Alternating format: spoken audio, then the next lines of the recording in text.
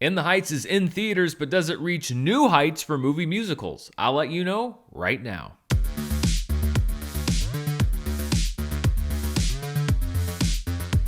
Hello everybody and welcome to my review of In the Heights, the latest big budget movie musical to hit screens. It's based on a 2008 musical with music and lyrics by Lin-Manuel Miranda. He did this show a little less than 7 years before Hamilton premiered. The screenplay is from Chiara Alegria Hudes, who also wrote the book for the musical In the Heights on stage. And it's hitting theaters about a year past its original release date. It was one of the movies that was nearing completion last year in 2020 when theaters shut down. They made the proactive decision to delay this film from summer of last year to the summer of this year. So there's been a lot of anticipation for this movie, not just from last year to this year, but for many, many years. This movie has been in development for the better part of a decade. It's been on and off. It's been at different companies, but it is now finally hitting the big screen. In the Heights is both an intimate and a sprawling musical. It all takes place in the neighborhood of Washington Heights on the island of Manhattan. And while it's pretty much contained to a few square blocks of this neighborhood, it tells several different interconnecting stories. Anthony Ramos plays Usnavi, who runs a bodega in Washington Heights, but dreams of returning to his father's old bar in the Dominican Republic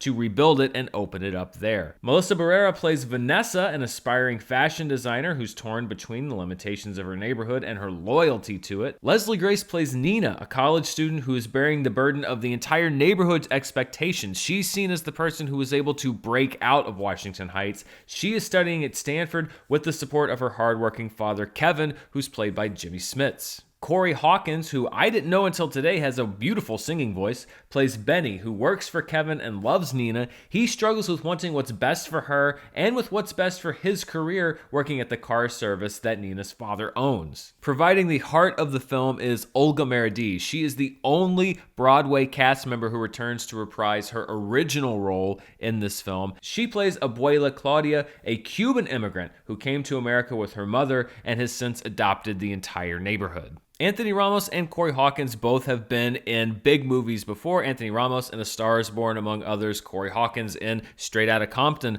among others. They're both great in their parts, but I think you have to give a lot of credit to the two female leads of the film, who are both relatively new to movie acting. This is Leslie Grace's first on-screen performance. She's already an established recording artist. Melissa Barrera has been acting for a while. This is by far her biggest role in any movie, and I think we are really seeing the birth of two movie stars here because they both bring their roles to dazzling life. I was watching both of them and trying to figure out where I had seen either of them before because I was sure they had to have been in several movies and several TV shows, and particularly with Nina Grace, who, like I said, has never been in a movie before. And there's just a natural charisma that they both have. They both just seem suited for the big screen. I think that this movie is going to do great things for everybody involved, and I think that we are going to see both of their careers skyrocket because they are both fantastic in this film. They hold their own with the veterans, and I'm looking forward to seeing both of them in whatever they choose to do next. Anthony Ramos, who you can see right now on Disney+, he was in the original Broadway cast of Hamilton. He is great as Usnavi. This is a role that was originated by Lin-Manuel Miranda on Broadway. Miranda appears in a smaller role in the movie, but Ramos has been a supporting actor. He's had his moments to shine, but this is a big spotlight role for him, and he really takes to it very well. I'm sure that his familiarity with Miranda's style through his work in Hamilton, with the music, etc., probably helped. But he has to carry the film on his shoulders because it is an ensemble piece to an extent, but he's unquestionably the lead character, and he does a great job of keeping you on board. He frames the story, he narrates the story in many times, and I think that he's a big part of what makes this movie work. Corey Hawkins, as I mentioned, I think rounds out the ensemble nicely. Of the main characters, I think that his is the one that probably has the least to do, but he's in some great numbers. As I mentioned, he has a beautiful voice, which I had no idea, but then doing some research, he's a Juilliard-trained actor and performer, so I guess it's no shock that he is a man of many talents. And Usnavi would bring his radio.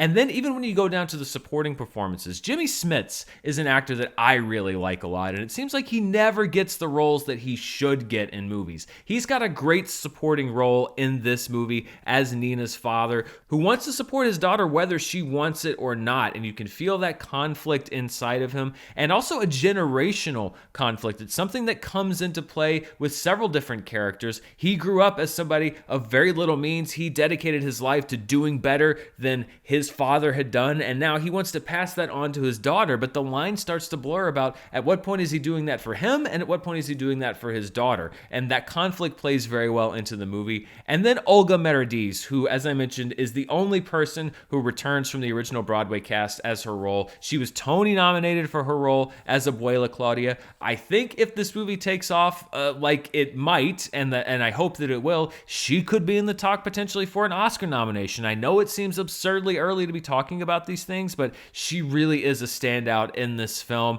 She spends a lot of it in the background, kind of motivating action and being this figure in the community that everyone looks up to. And then she's given the spotlight, and she really takes advantage of it. You can tell that she is a veteran performer, and there is no rough transition from stage to screen for her. She really is, like I said, the beating heart of this movie, and the movie would not be the same without her. And when we talk about Oscar nominations, that's the kind of role that sticks in people's heads. Now, I know it's the summer, and we could have a situation like The Five Bloods last year where nobody remembers In the Heights by the time we get to the end of the year. But Olga Merediz, I think, is wonderful in this movie, and I would love to see her in the conversation at the end of the year. Performances aside, this is also a beautiful film, and John M. Chu puts on a masterclass in how to adapt a Broadway musical to the screen. Some people might say that it's easy. You already have the music, you already have the script, just set up a camera and shoot it. But John M. Chu understands that there's more to it than that. It's not just about letting the choreography do the work. It's not just about letting the music do the work. He makes it visually interesting as well. The camera sweeps and moves. There's one scene that's at a community pool where you're above the water, then you're underneath the water, the camera's above, and then it's right in the middle of the crowd. It really is such a dynamic thing. And when you look at some of the adaptations of stage musicals, the one that jumps to my mind first and foremost is Clint Eastwood's adaptation of Jersey Boys. They seem lethargic because the decision was made to let the music do the work. This is a gorgeous film. It looks gorgeous. I love the way that John M. Chu uses the camera to shoot the scenes. He does zoom out and lock it off at times and let the choreography do the work when it's time to let it do the work, but he also adds to the music at times. There's one third act number where the decision is made to defy gravity and have the two characters dance on the side of the building, so you see them from the street view, the camera moves, it's almost kind of an Inception-like thing, so that now the world is sideways and we see these characters dancing, right side up as it is. This to me is an example of taking an average song and turning it into a memorable moment in the movie, and that's why you bring in a director to do this. So A+ from me to John Chu on really making an already dynamic musical even more dynamic for the screen. My money's making money. I'm going from pole to modo. Keep the bling. I want the brass ring like Frodo. Oh no! Here goes Mr. Braggadocio. But this is not a movie that's just about music and spectacle. It's also about something. It's about this neighborhood of Washington Heights, and these characters are watching it slowly disappear around them. It's being chipped away by gentrification. It's losing its identity. And so this movie is both a celebration and a lamentation. A celebration of what you have and a lamentation of what you're losing. And that is, in a way, the conflict that's at the center of a lot of this film. And I love that you have characters in this movie who decide, hey, you know what? It's better to spend our life appreciating what we have than mourning what we've lost. Do you want to waste it when the end is so close you can taste it? Y'all could cry with your head in the sand. I'ma fly this flag that I got in my hand. And that's what comes through. It's not the sadness, it's the joy. And this is a very joyful film. Yes, there's sadness in it, but you walk out of that movie, or at least I did, with a smile on your face. I'm going to sound like a broken record here because I've said this already with 2 or 3 different releases. I know I said it with A Quiet Place Part 2, but even more so than that movie, In the Heights is made to be seen on a big screen. That is specifically why the movie was delayed last year. John M. Chu said in several different interviews that they delayed In the Heights because they wanted it to be seen by an audience in a movie theater together. In the Heights is the kind of movie that the big screen is made for.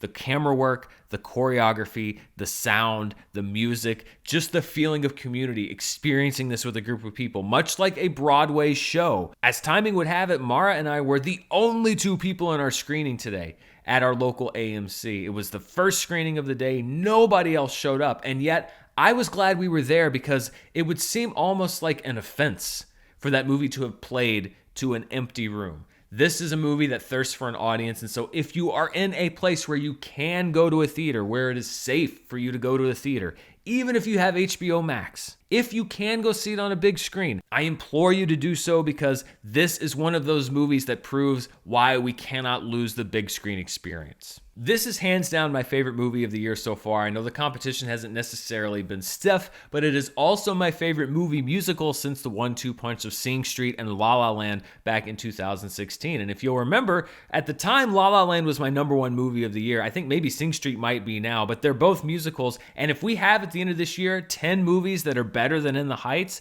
that knock In the Heights off of my top 10, then we're in for a fantastic 2021 movie year because I really liked this film. If you can go to a theater, go see it in a theater. If it's only available near you in your home, or if it's not safe for you to go to a theater, or if you just don't want to go, then at least then watch it at home. Don't skip it all together because this is a really good movie and I want as many people as possible to see it, even if it's not the way that I think it best should be seen. So those are my thoughts on In the Heights. If you're in the United States, you can catch it in theaters and on HBO Max right now. If you're in other countries, see when the movie comes out or if it's available on demand for you to watch at home, if that is the avenue that you need to go. Thank you so much for watching. If you want to see even more of what I'm up to, you can check me out on Patreon at patreon.com/Dan Murrell. And you can also check out my podcast, All My Movies, which airs right here on this YouTube channel and anywhere you can find audio podcasts each and every week. Thanks so much for watching. Stay safe out there, and I'll see you next time.